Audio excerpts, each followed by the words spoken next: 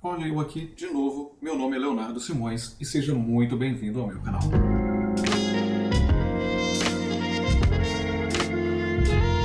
E esse é o terceiro vídeo de uma pequena série relacionada ao projeto de lei número 1179 de 2020, que dispõe sobre o regime jurídico emergencial e transitório das relações jurídicas de direito privado no período da pandemia do coronavírus Covid-19. Nos primeiros vídeos, nós tratamos sobre as considerações gerais, capítulo 1, sobre também o capítulo 2, sobre prescrição e decadência, e agora nós vamos falar sobre o capítulo 3, que dispõe sobre as pessoas jurídicas de direito privado. As pessoas jurídicas possuem diversas responsabilidades e obrigações a serem cumpridas ao longo de um exercício fiscal, um exercício contratual, por exemplo, sob pena de multas ou algumas outras penalidades à pessoa jurídica ou ao administrador, a depender de cada caso. Como todos são afetados por essa pandemia presente, não somente as pessoas físicas, obviamente, podemos ver pelos noticiários, por diversas reportagens, a situação que tem causado toda essa pandemia em relação às empresas, especialmente, há necessidade de se regular de uma forma diferenciada também algumas dessas obrigações, algumas dessas responsabilidades. Os artigos 4º e 5º do projeto de lei são aplicáveis às pessoas jurídicas mencionadas nos incisos 1 a 3 do artigo 44 do Código Civil, que são as associações, as sociedades e as fundações. Talvez alguém possa perguntar, mas por que não são aplicáveis os artigos 4º e 5º à Eireli, por exemplo, a empresa individual de responsabilidade limitada? Esses artigos eles regulam, durante esse período de pandemia, a realização de assembleias e reuniões de sócios. A Eireli, como o próprio nome diz, ela não é uma sociedade, é uma pessoa jurídica composta por uma só pessoa, por um só empresário. Então, não há como exigir que essa pessoa jurídica leve deliberação entre sócios. Seria como exigir que o empresário divagasse, conversasse consigo mesmo. Na verdade, o empresário faz isso por natureza. Todas as suas ações ele acaba refletindo por conta própria. A questão é, não tem necessidade de submissão das decisões a serem tomadas, de prestação de contas, coisas nesse sentido, a um órgão, como uma assembleia, por exemplo, como uma reunião de sócios, justamente por inexistir a figura dos sócios. Feita essa consideração inicial, o artigo 4º ele preceitua que essas pessoas jurídicas, as sociedades, as associações e as fundações, deverão observar as restrições à realização de reuniões e assembleias presenciais até 30 de outubro de 2020, durante a vigência, portanto, desta lei, do projeto de lei, observadas as determinações sanitárias das autoridades locais. Reparem que não há impedimento à realização de assembleias ou reuniões presenciais. O que há é uma admoestação, o que há é uma advertência para que, na hipótese de serem realizados, observar as determinações das autoridades sanitárias locais.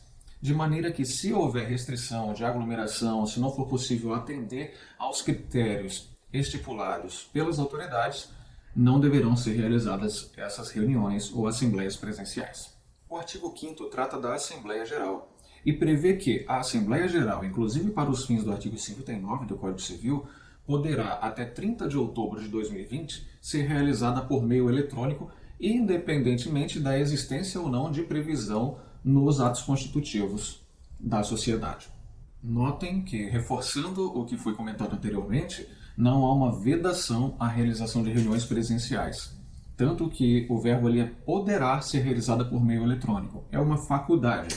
Se não for possível realizar reunião presencial, ou mesmo sendo possível, mas se os sócios não o quiserem, podem fazer opção pela realização por meio virtual, por meio eletrônico, independente de haver ou não previsão nos atos constitutivos.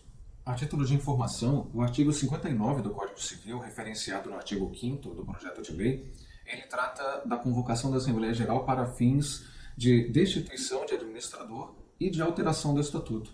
Ou seja, mesmo nessas hipóteses de tão grande relevância, é possível a convocação de Assembleia Geral e realização do ato por meio eletrônico, dispensada, portanto, a realização presencial. Entretanto, diante da relevância que é uma Assembleia Geral de Sócios, o parágrafo único do artigo 5º, ele é claro ao dispor que a manifestação dos participantes poderá ocorrer por qualquer meio eletrônico indicado pelo administrador que assegure a identificação do participante e a segurança do voto, e produzirá todos os efeitos legais de uma assinatura presencial. É de se notar que essa Assembleia Geral ela não pode ser feita de qualquer maneira. Como disposto aqui nesse parágrafo único, é necessário que seja assegurada a correta identificação do participante, da sua identidade, saber se aquela pessoa de fato é quem está manifestando interesse, especialmente nas hipóteses em que não é possível visualizar essa pessoa, e também que haja credibilidade no voto, de maneira que haja uma segurança nisso.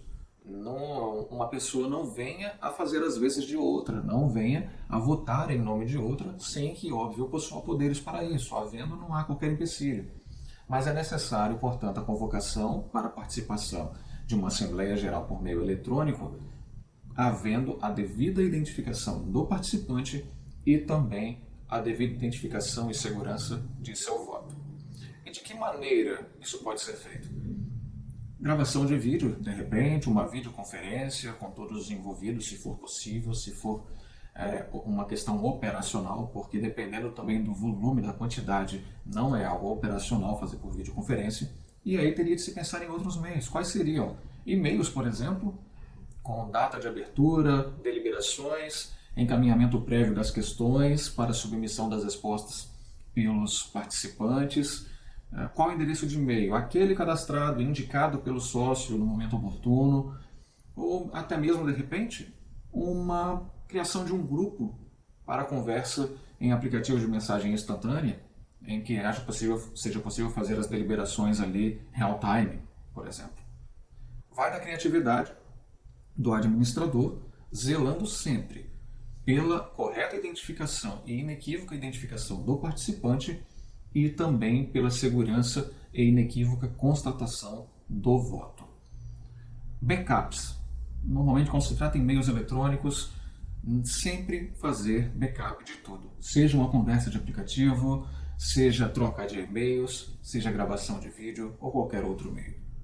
Para finalizar, apesar de essas serem as considerações, as disposições constantes no projeto de lei, esse projeto de lei deve ser analisado em conjunto com a medida provisória 931 de 2020, que foi publicada em 30 de março de 2020, salvo engano, com validade de 60 dias, mas que pelo Congresso foi prorrogado por mais 60 dias, então vigerá aí pelo menos até julho, quando deve ser analisada, provavelmente até lá, pelo Congresso.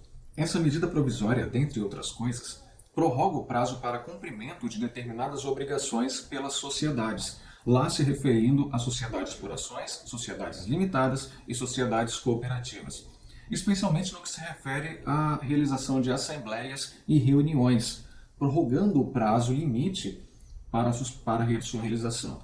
Na verdade, suspende o prazo por um determinado período.